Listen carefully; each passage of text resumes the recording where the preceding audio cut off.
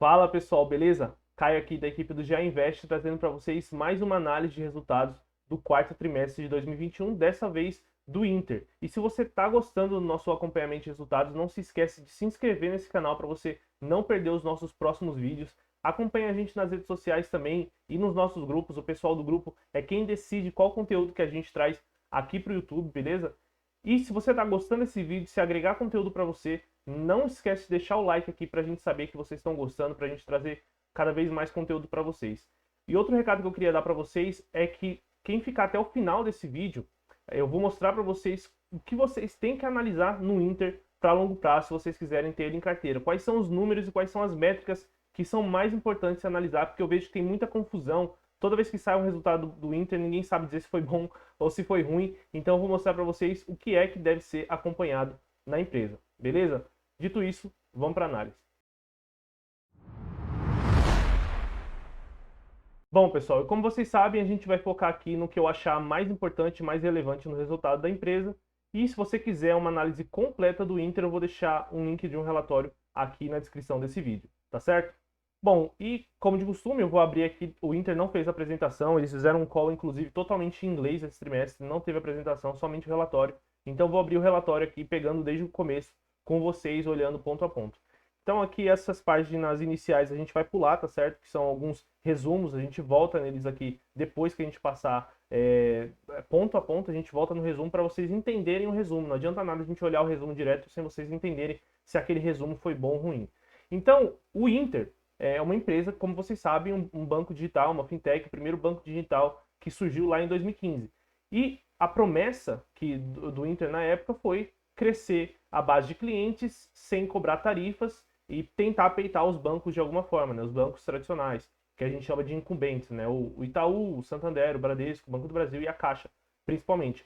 Então eles sempre trazem aqui na primeira página da apresentação o crescimento da carteira de clientes, né? O crescimento de clientes deles. E o Inter saiu de 8,5 milhões de clientes totais no quarto trimestre de 2020 e chegando até 16,3 milhões no quarto trimestre de 2021, com um crescimento de 93% na base de clientes. O que é interessante vocês verem aqui é que o quanto que ele conseguiu adicionar em apenas um ano. Então o Inter conseguiu adicionar quase 8 milhões e 100 milhões de clientes aqui em apenas um ano. Esse crescimento forte vai continuar acontecendo? Eu acredito que não. O Inter está chegando numa maturação, já no nível de maturidade maior. A competição hoje é muito mais forte.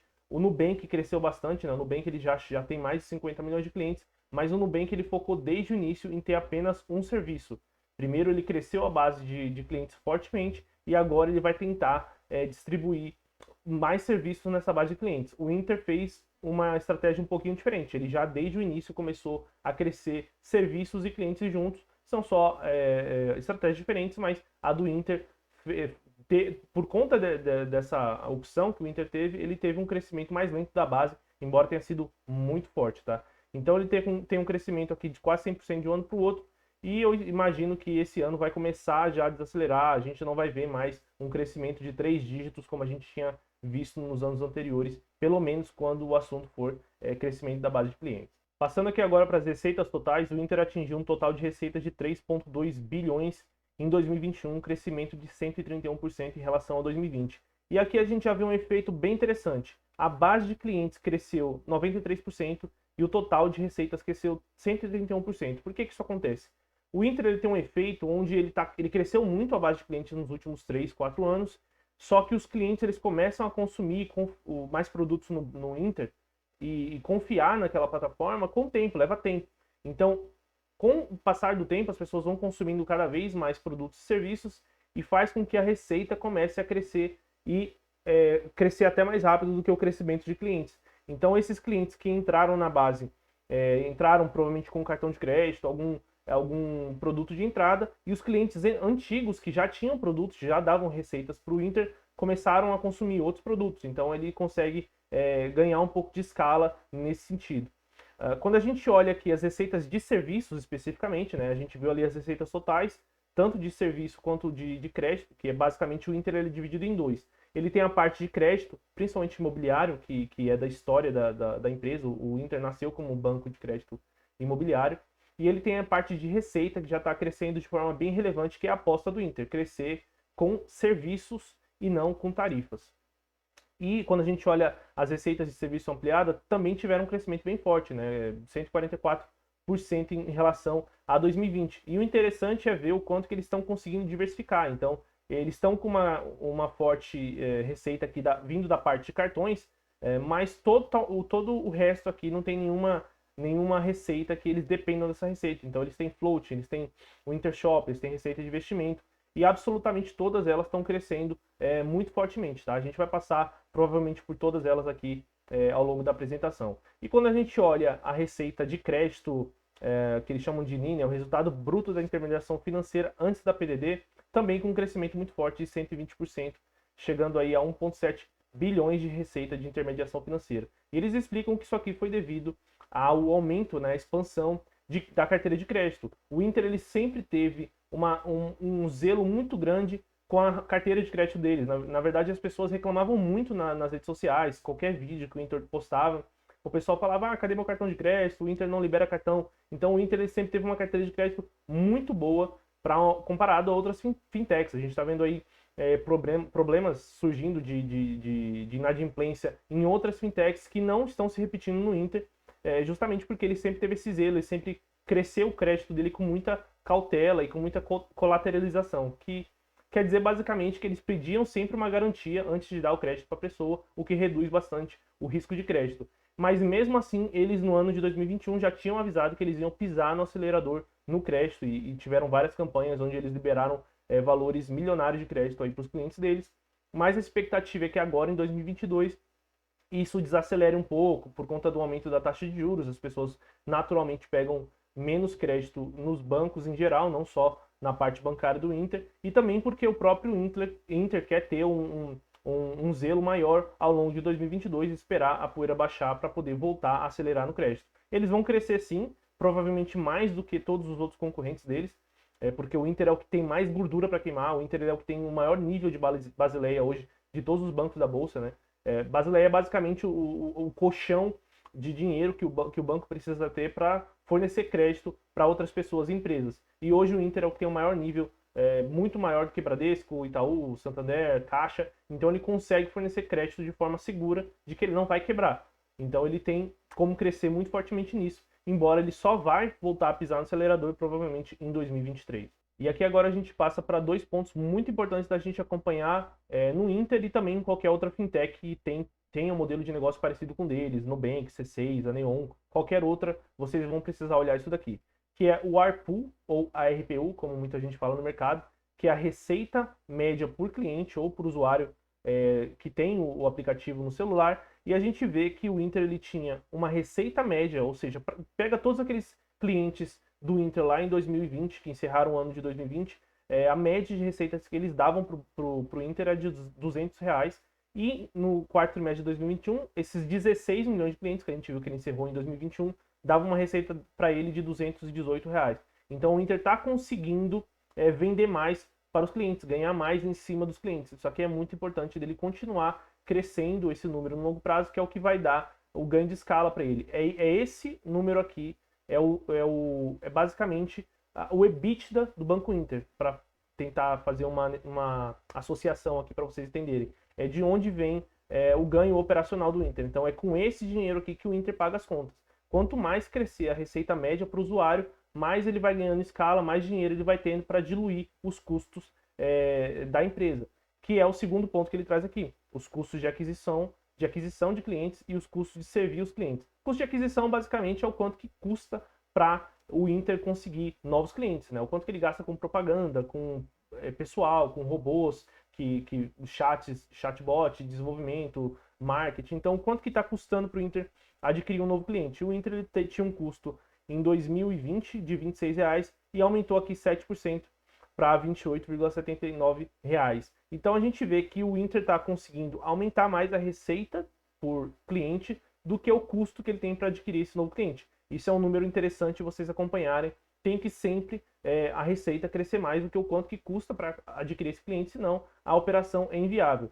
E aqui o que é legal é que o Inter ele traz também a receita média por cliente ativo, ou seja, Aqueles clientes que são ativos no Inter, que tem às vezes 1, 2, 3 ou 4 ou mais produtos, eles dão uma receita média maior, ou seja, quando a gente tira da conta aqueles clientes que simplesmente baixaram o aplicativo, fizeram uma conta e nunca movimentaram nada, quando a gente tira da conta e foca só nos clientes ativos, a receita média cresceu aqui 18%, chegando a R$ 412, que é muito acima do custo de aquisição somado do custo de servir. O custo de servir é basicamente os funcionários do Inter, a tecnologia, a base de dados que ele tem, tudo que custa para ele manter o serviço funcionando e literalmente servir os clientes que ele tem. Então esses números aqui são muito importantes da gente acompanhar no longo prazo.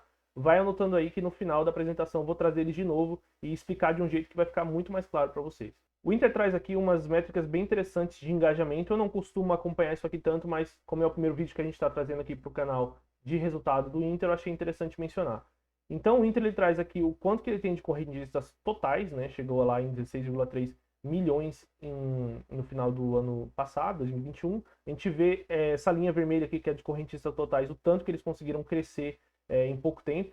Mas o que é legal de ver é o que as outras linhas de negócio, as outras avenidas de crescimento que eles chamam, elas vêm crescendo muito bem, acompanhando sempre o crescimento da linha de clientes. Então, o crescimento de clientes é muito importante para o Inter, porque quanto mais clientes eles tiverem na base, mais eles vão conseguir fazer com que essas outras linhas aqui de baixo cresçam. É daqui que vem o dinheiro que o Banco Inter recebe dos clientes. É de cartões, é de shopping, é de investimento, é da linha de seguros, de floating. Então, quanto mais essa linha vermelha crescer, melhor vai ser para as linhas todas de baixo aqui e tendem a acompanhar no longo prazo.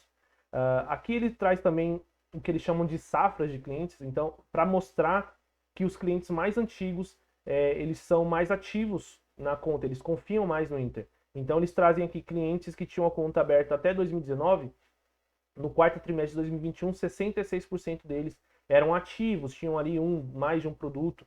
E para clientes que são recentes, por exemplo, clientes chegados ali no terceiro trimestre de 2021, apenas 50% deles, mais ou menos 48,6%, estavam sendo considerados como clientes ativos. Então, o que o Inter está querendo dizer para a gente, né, é que leva um tempo para o cliente confiar na instituição, deixar ali um depósito, fazer um cartão, comprar um seguro. E ele traz essa métrica também de outro jeito, que é o quanto que ele está conseguindo vender de produtos para esses clientes. Quando a gente olha produtos clientes mais antigos, clientes de 2017, 2018, a gente vê, não sei se vocês vão enxergar, eu vou tentar aproximar, a gente vê que eles têm mais de 4 produtos em média. O cartão, um investimento e um seguro e mais alguma coisa. E os clientes mais recentes que entraram mais no último ano, eles só têm 2 produtos, 3 produtos. Então, quanto mais o tempo passa, mais os clientes confiam no Inter, mais eles gastam e mais aumenta a escala que o Inter tem, que vem junto com aquele gráfico que eles mostraram aqui de quanto mais ativo o cliente for, maior a receita média que ele tende a dar para o Inter, beleza? Aqui agora o Inter vai passar avenida por avenida todo o crescimento que ele teve nesse último ano. Eu vou tentar passar um pouco mais rápido nessas partes para não ficar muito longo o vídeo. Mas ele teve um crescimento em depósitos à vista. Isso aqui é basicamente o dinheiro que fica parado na conta do Inter, dos clientes que abrem conta lá. Saiu de 6,7 bilhões para 9,9 bilhões, um crescimento de 48%.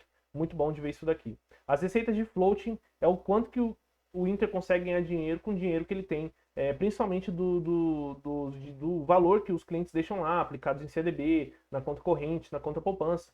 O Inter e todos os outros bancos, eles pegam esse dinheiro e colocam esse dinheiro para trabalhar. Então o Inter ele conseguiu aumentar muito a receita de floating de um ano para o outro, saiu de 71 milhões para 250 milhões. Ele também usa o dinheiro que ele pegou no follow-on, ele captou mais de 5,5 bilhões no follow-on de 2021, que foi ancorado pela Stone. Então ele também usa esse dinheiro para ganhar com float em cima desse dinheiro. Então ele teve esse aumento aqui muito forte de um ano para o outro.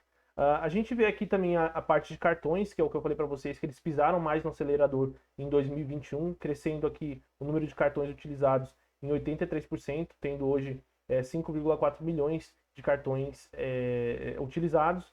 Aqui eles separam o número de usuários de débito e crédito, não é tão relevante. O volume transacionado é interessante para ver se os clientes estão gastando mais e está crescendo até bem mais do que o número de cartões utilizados. Volta de novo naquele ponto que o cliente mais antigo começa a gastar mais. do que o cliente mais novo. Isso dá um ganho de escala, uma gordura para o Inter. Então cresceu 135%, enquanto os cartões utilizados cresceu só 83%. Então as pessoas estão gastando mais com o cartão do Inter. Isso é muito interessante, gera uma fidelidade no cliente. Receitas de cartões crescendo 131%, muito em linha com o volume. Isso daqui é basicamente uma taxinha que o Inter ganha pela utilização, então sempre vai crescer muito em linha com o crescimento do volume transacionado. Carteira de crédito ampliada, crescendo 97%, então realmente eles pisaram no acelerador no crédito no ano de 2021. E é muito legal de ver que eu acompanho o Inter já tem uns 3 anos, e ele está conseguindo diversificar muito a carteira de crédito dele. Então hoje ele já tem aqui 30% imobiliária, 26% a parte de cartão, 21% rural, né, a parte agro, que eles começaram em 2020 e já está representando 21% da carteira de crédito deles, consignado. Então é uma carteira bem diversificada, bem interessante esse mix. Eu espero que eles continuem mantendo esse mix aí no longo prazo, porque vai ser um diferencial bem bacana do Inter para outras instituições que têm um foco mais forte em alguma área específica. Aqui a originação do crédito cresceu 66%, de onde eles estão vindo, né? A gente vê que crédito para empresas aqui aumentou bastante de um ano para o outro, e as demais linhas de crédito têm também crescido, mas a que teve crescimento mais expressivo foi crédito para empresas. Aqui a gente olha a provisão, provisão dividida pela carteira ampliada, que é justamente aquela parte que eu falei para vocês. O Inter aumentou a provisão, sim, para devedores duvidosos, que é o quanto que ele espera que ele vai perder dessa carteira, desse empréstimo todo que ele está fazendo aqui de 18,6 bilhões de reais da carteira de crédito, quanto que ele espera que ele vai perder no curto prazo? 2,7% desse valor. Então ele vai lá e provisiona. Todos os bancos fazem isso. Mas o Inter ele sempre teve uma provisão muito baixa. Teve até um boato ano passado de que o Inter ia divulgar um grande aumento na provisão, uma inadimplência estourando. Esse boato foi desmentido na mesma semana, porque o Inter sempre teve um cuidado e um zelo muito grande com quem ele dava crédito. A maior parte do crédito do Inter é para qualidade AA ou AA+, que a gente fala, né, que é o melhor nível de qualidade. Então, a provisão aqui está aumentando, mas não preocupa, está num nível bem baixo, histórico e comparável aqui aos grandes bancos do Brasil. Aqui ele dá mais detalhes da carteira de crédito, vamos passar um pouco mais rápido também por isso, porque é basicamente o número de cima aqui, e ele amplia e olha cada linha de negócio específica. Então a gente vê um crescimento de 50% na carteira de crédito, um crescimento de 74% no financiamento imobiliário. O Inter ele manteve ao longo de 2021 taxas bem competitivas, enquanto a Selic estava subindo e os outros grandes bancos estavam aumentando o custo de financiamento, o Inter foi mantendo mais baixo do que o mercado para poder ganhar market share. Então o Inter conseguiu, essa estratégia foi acertada, eles conseguiram aumentar em 74% o financiamento imobiliário de um ano para o outro. O crédito consignado crescendo 116%, para quem não sabe, crédito consignado é quando funcionários, né, de empresas que têm carteira assinada, principalmente, eles fazem um empréstimo na conta com a garantia do salário deles. Então, olha, eles falam para o Inter, olha, então eu ganho 2 mil por mês, eu quero um empréstimo aqui de 12 mil reais, já vai ser descontado direto na minha folha de pagamento. Isso é o crédito consignado e o Inter tem crescido bastante nessa linha de negócio.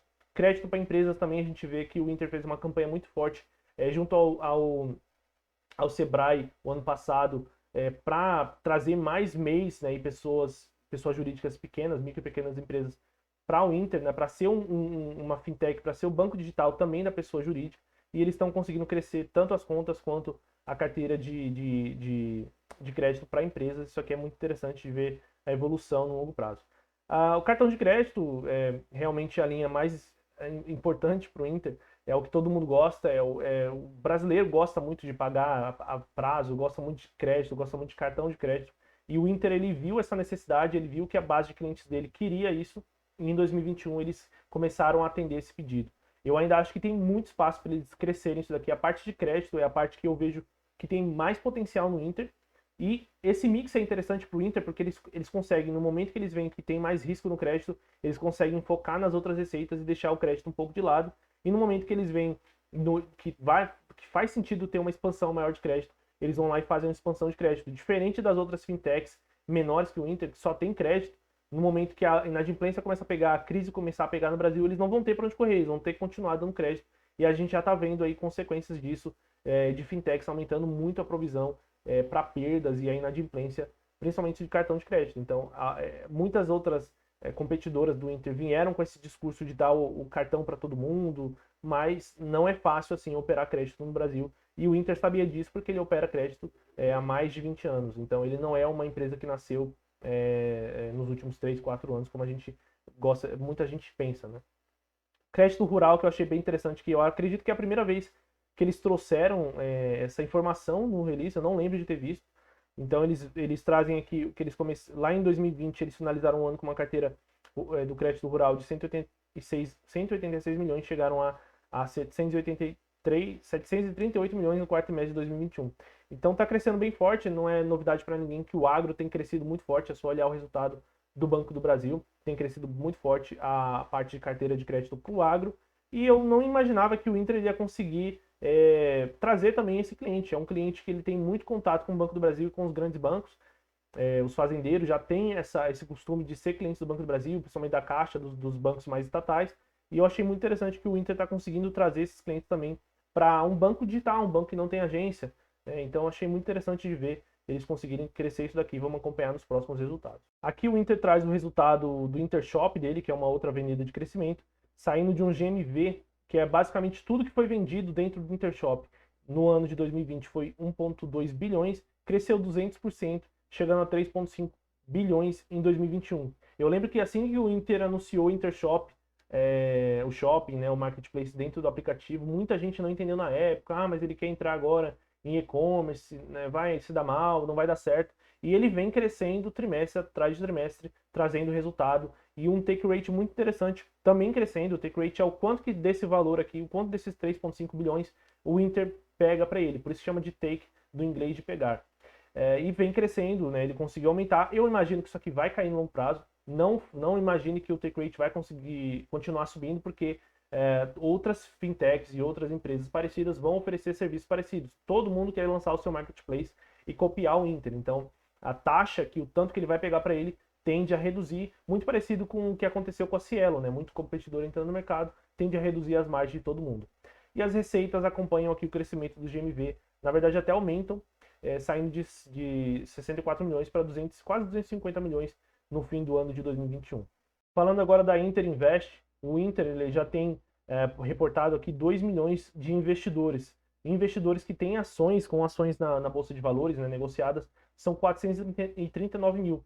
Isso dá para o Banco Inter quase que um market share de 10%, pelo menos até a entrada na Nubank, né, e a jogada que a Nubank fez de dar BDRs para as pessoas. Tirando isso, o Inter tinha mais de 10% do market share de total de investidores no Brasil. Isso era muito interessante de acompanhar. Então ele vem crescendo, cresceu o número de investidores aqui que tem ações de 32%, o número total de investidores 60%, mais uma linha que está crescendo.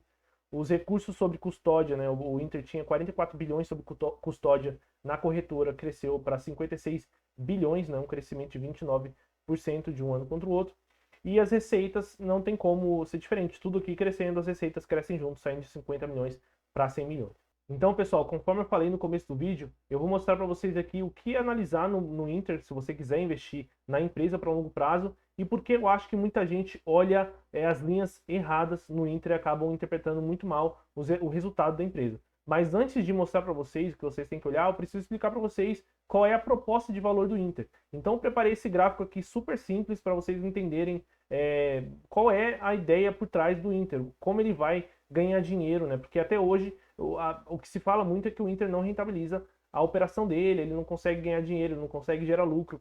Mas nunca foi a intenção do Inter de gerar lucro no presente. Na verdade, desde o início do Super App, lá em 2019, o Inter já falava: a nossa previsão é de atingir um break-even só de 2023 para frente. Ou seja, já faz 2, 3 anos que a empresa ela avisa para o mercado: a gente não está preocupado com lucro agora. Então a análise já começa errada aí, na minha visão.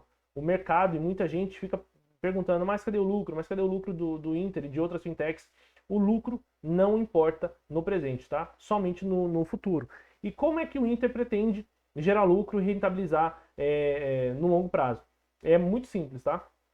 A ideia do Inter é crescer muito fortemente a base de clientes. Ele conseguiu isso e vem conseguindo, então ele tem que expandir ainda mais e continuar expandindo. O resultado do Inter vai vir muito em linha com o quanto ele conseguir crescer a base de clientes. Então, esse é o primeiro tópico que você tem que acompanhar no Inter, o crescimento da base de clientes. O segundo tópico é as receitas, o quanto que ele está conseguindo crescer as receitas, principalmente de serviços, né? Aquele gráfico que eu mostrei para vocês, o RPU, a média de receitas por cliente ativo, ainda acho até melhor de acompanhar. O que você tem que ver é se o Inter está conseguindo gerar receita para ganhar escala com esses clientes que estão entrando na base. Então não adianta nada essa linha de clientes subir infinitamente e os clientes não estarem consumindo nenhum serviço, não estarem gerando valor dentro da plataforma, dentro do Super App. E o terceiro ponto que você tem que acompanhar é os custos da empresa. É muito simples, o custo de servir e o custo de aquisição, que tendem a não crescer tanto no longo prazo, crescer bem menos que a receita. E o lucro, ele vai vir justamente da diferença entre os dois, a diferença entre a receita, as receitas do Super App, o quanto que eles conseguem ganhar em seguro, em investimento, em cartões, em crédito, em todas as receitas, e um custo que tende a ficar mais flat no longo prazo, tende a ser menor. Porque o Inter não tem agência, o custo de aquisição dele vai caindo no longo prazo, vai se diluindo pelo quanto de clientes vai entrando na base. Aquele cliente que entra na base recomenda para os amigos dele. Então eu mesmo já devo ter trazido umas 10 pessoas aí para o Inter. Isso daí veio a custo zero para o Inter. Então ele vai ganhar dinheiro, essa diferença entre os dois, se vocês olharem aqui, ó, esse espaço, essa boca de jacaré, como falam no mercado, entre a receita e o custo, é o lucro do Inter, é o resultado do Inter, é a rentabilidade. E o Inter, ele está nesse momento mais ou menos aqui, ó, onde ele está em 2021. Ele nem começou ainda a ter um ganho de escala muito forte. 2023 é que a gente vai ver essa rentabilidade abrindo aqui, ele vai ter um ROI de 2%, 3%. A expectativa é que com o longo prazo, daqui a 5, 10 anos, o Inter comece a ter uma receita muito forte, uma receita aí de, por exemplo, 10 bilhões de reais, e ele consiga uma margem, né, um ROI em cima disso de 10%, por exemplo. Ainda está muito no futuro, mas ele já teria um lucro, né, um resultado líquido de 1 bilhão de reais, é muito mais forte do que ele tem hoje. Então esses são os 3 pontos que você precisa abrir o release do Inter e olhar. Você pode olhar outras coisas sim, mas se você não entender isso daqui, você vai olhar o resultado da empresa totalmente errado, beleza? Agora sim, vamos para a análise de novo, finalizar o que eu queria falar no final do vídeo. Então, pessoal, o Inter trouxe esse slide aqui na apresentação que eu achei bem interessante, com os principais destaques da empresa, mas não adiantava nada eu passar por ele sem antes vocês entenderem como interpretar isso daqui da forma correta. Então, vocês lembram o que eu falei para vocês, o que você precisa acompanhar no resultado do Inter?